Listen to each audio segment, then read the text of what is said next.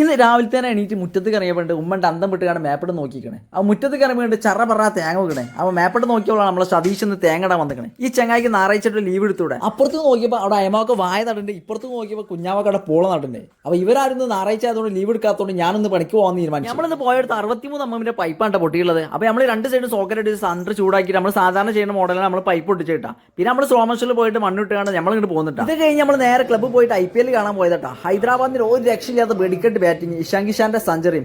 പിന്നെ രാജസ്ഥാന് വേണ്ടി സഞ്ജു കുറേയൊക്കെ ശ്രമിച്ചെങ്കിലും മോനെ കൊണ്ട് മാത്രം കഴിയും. കളി ഏതായാലും ഹൈദരാബാദ് കൊണ്ടുവന്ന് ഉറപ്പായി. അപ്പോൾ ഞങ്ങൾ നേരെ നമ്മുടെ നാട്ടിലെ തൊട്ടടുത്തുള്ള river view arts and sports ക്ലബിന്റെ നോമ്പുതുറ ഉണ്ടായിരുന്നു. ഒരു രക്ഷയില്ലാത്ത പരിപാടിയുടെ മക്കളെ. നോമ്പുതുറ കഴിഞ്ഞ് നല്ല ലഗോൺ ബിരിയാണി അടിച്ച് ക്ലബ്ബിലെത്തിയപ്പോൾ അടുത്ത കളി തുടങ്ങിക്കണേ. മുംബൈയും ചെന്നൈയും പൊരിഞ്ഞ പോരാട്ടം എന്ന് വിചാരിച്ച് കണ്ടിരുന്നപ്പോൾ തന്നെ ഫസ്റ്റ് ബോൾ തന്നെ രോഹിതാണ്ട് പോയി. കളി കാണാൻ എല്ലാം മൂടും പോയി. പിന്നെ കുറേയൊക്കെ പേര് തള്ളും കേട്ട് അവിടെ നിന്ന്. പിന്നെ നമ്മൾ നേരെ തറാവിക്കാണ് പോയി. പള്ളി പോയെന്നൊരു കാവടിക്ക് വെച്ചിട്ട് കുഞ്ഞിൻ്റെ അടുത്ത് പോയതാട്ടാ. ഈ പയമാരെല്ലാവരും കൂടി 30 കാടും കൂടി 5 കോഴിമുടി 4 മുൾസയും കൂടി ആയിട്ട് ഏകദേശം ഒരു നാസ്തിനിക്കാണ്ടി പൈസ ആയിട്ട് ഈ 4 കാവടിക്കാൻ വന്നിട്ട്. അപ്പോൾ ഇന്ന് ഇതൊക്കെ തന്നെയാണ് നമ്മളെ പരിപാടി.